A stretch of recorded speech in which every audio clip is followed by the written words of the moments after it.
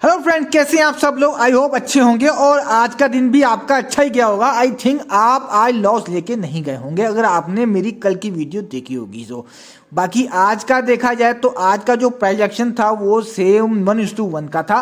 सो ऐसे प्रोजेक्शन में काम नहीं होता है, ना ही ट्रेड होती है।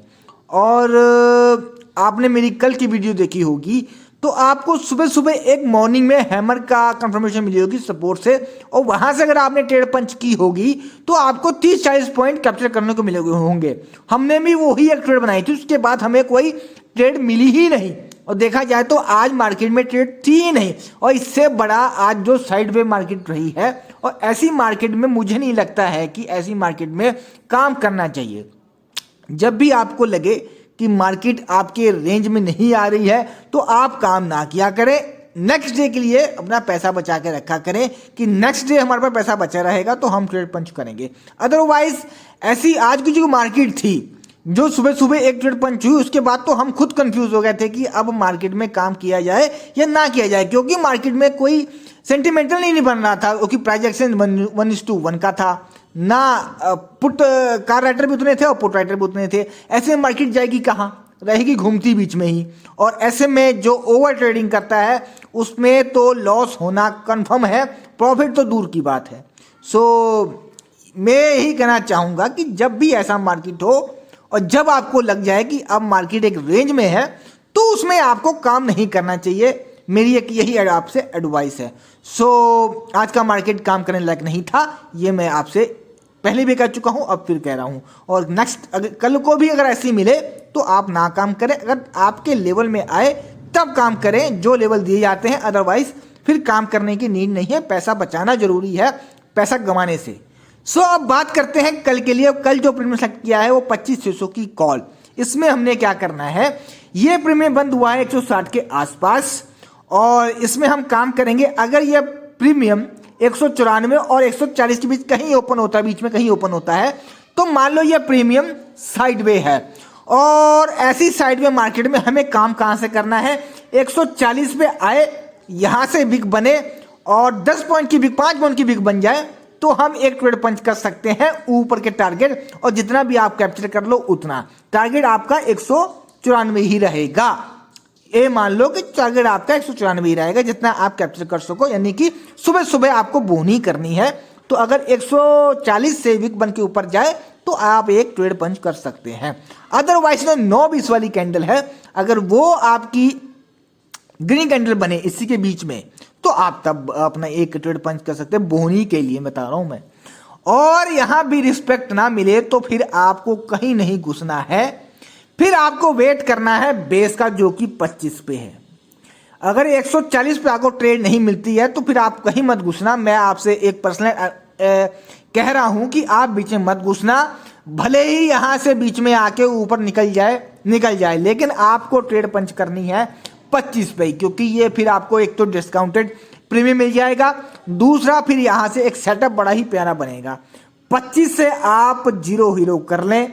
अगर 5 पॉइंट बचाना चाहते हैं तो बचा लेना, 20 पॉइंट का तो असल होता ही होता है। 25 पे आए यहां पर, अगर आपको यहां से मिलती है कोई बुलिश कैंडल तो यहां से आप एक अटेम्प्ट जरूर मारें, जिससे पहला टारगेट आपको 140 का मिल जाएगा। और 125 से अगर आपको 140 का टारगेट मिल गया तो मुझे नहीं लगता है कि फिर आपको ज्यादा ट्रेड करने की नीड है, आपको एक ही ट्रेड में आपका पेट भर जाएगा।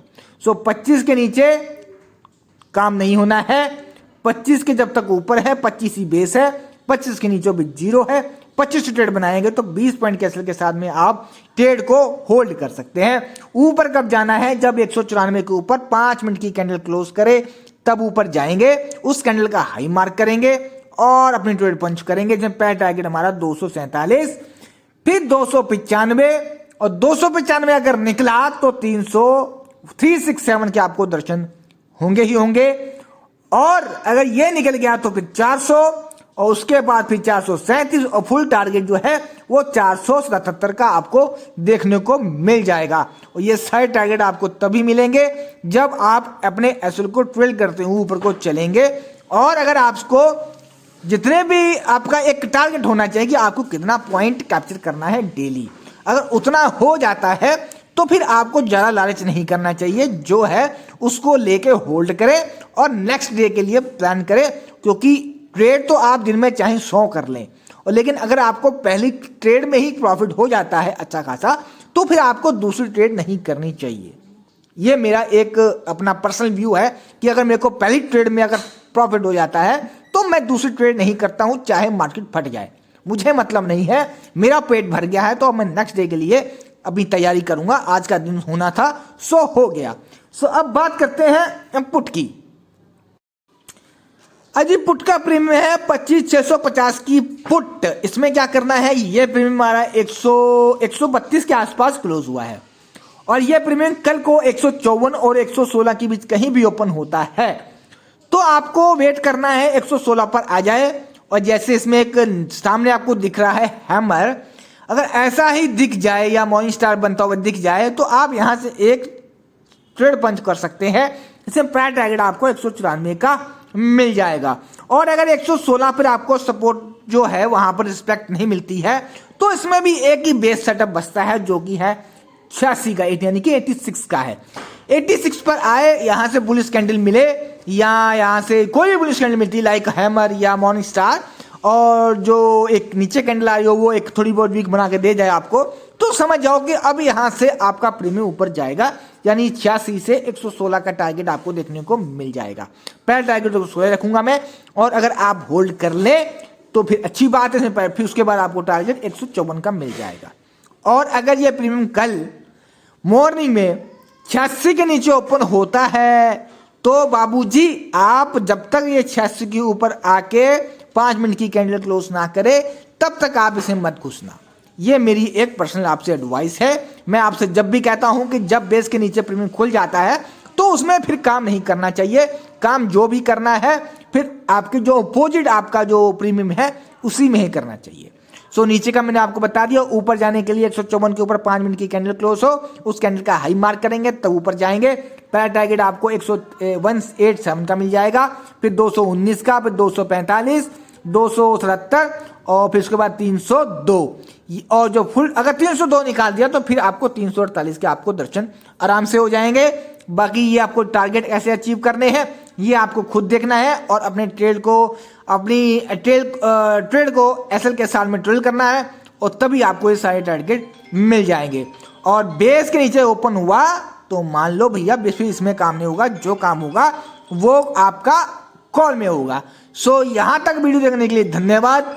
बाकी कोई डाउट है आपका तो आप कमेंट के थ्रू पूछ सकते हैं। कल मेरे एक फ्रेंड ने मुझसे एक कमेंट आया था कि सर आप सेंसेक्स की भी आप बताया करें, लेकिन कल सॉरी वो लेट मैंने देखा था तो इस कारणवश मैं आपको दे नहीं पाया। हाँ, नेक्स्ट एक्सपायरी में आपको मैं निफ्टी और सेंसेक्स की दोनों का ही प्रीमियम का एनालिसिस करके दे दूंगा।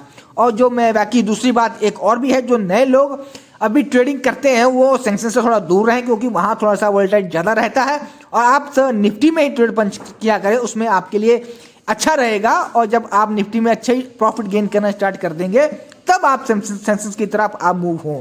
अदरवाइज आप बिगिनर के लिए निफ्टी बेस्ट है, और एक तो प्रीमियम सस्ते हैं, दूसरा फिर आपका ये एक रेंज में आपको मिल जाता है। सो यहाँ तक वीडियो देखने के लिए धन्यवाद। बाकी आपका कोई डाउट है तो आप कमेंट में पूछ सकते हैं। और गोल्ड सिल्वर थोड़ा सा अप डाउन चल रहा है, उसमें डरने की नीड नहीं है, लेवल उसमें भी है, बट आप अगर लॉन्ग टर्म इन्वेस्टर हैं तो फिर तभी आप उसमें पैसा कमा सकते हैं, क्योंकि वहाँ गैम्बलिंग मत समझो, गैम्बलिंग समझ के मत करो। आप थोड़ा इन्वेस्ट कर लो उसको, लेकिन लॉन्ग टर्म के लिए रखो, वो आपको बेनिफिट देके जाएगा। बाकी देखते हैं अब कल मार्केट में क्या होता है। बाकी यहाँ तक वीडियो देखने के धन्यवाद, मिलते हैं आपको कल मार्केट में।